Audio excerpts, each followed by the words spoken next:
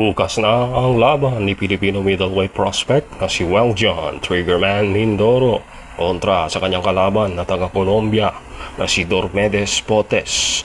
At base sa weigh-in ng dalawang fighters na ginanap kaninang umaga, tumimbang si Mindoro ng 162.2 pounds habang si Potes ay tumimbang ng 169.4 pounds.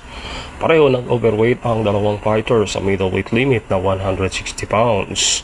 Subalit, kahit parehong lumagpas sa pinagkasundang timbang, ay matutuloy pa rin ang laban.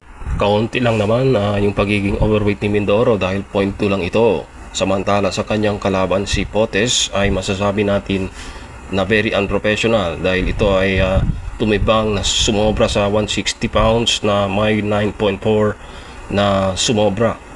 So, ang kanyang pagiging overweight ay very unprofessional at mukhang may plano talagang mandaya ang kalaban ni Mindoro. Dahil siguro ito sa 100% KO ratio ni Weljon, kaya gustong magkaroon ng weight advantage itong si Potes. Bukod sa mas mabigat ay mas patangkad din ng konti itong si Potes dahil may konting height difference ito. Pero maliit lang naman. And then makikita natin na sa weigh-in, base dito sa weigh-in na mas matangkad talaga si Potes. And base sa record ng dalawang boksingero, si Mindoro ay kasalukuyang may 14 wins and defeated with 1 draw at may 14 victories by knockout. 100% knockout ratio per Mindoro. Habang si Potes ay may record na 14 wins, may 7 talo, may 1 draw. And when it comes to the activity, mas active si Mindoro dahil ang kanyang huling laban ay noong June 7, 2025 at galing siya syempre sa pagkapanalo by a first round TKO kontra sa Meksikanong si Omar Ulysses Munguia.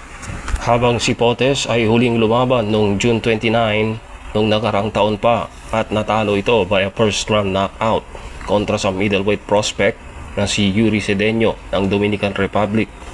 So this is another activity fight for Mindoro at napaka-importanteng laban ito ni Mindoro at dapat talagang may panalo niya ang laban na ito dahil importante mag-continue ang kanyang pag-angat sa middleweight rankings. Simula nung nag-debut si Weljon sa Amerika noong July of 2024, tinalo niya ang Amerikano na si Tyler Goodjan by a second round knockout. Naging maingay ang pangalan ni Mindoro dahil sa tagline nitong Malalindo Knockout Power.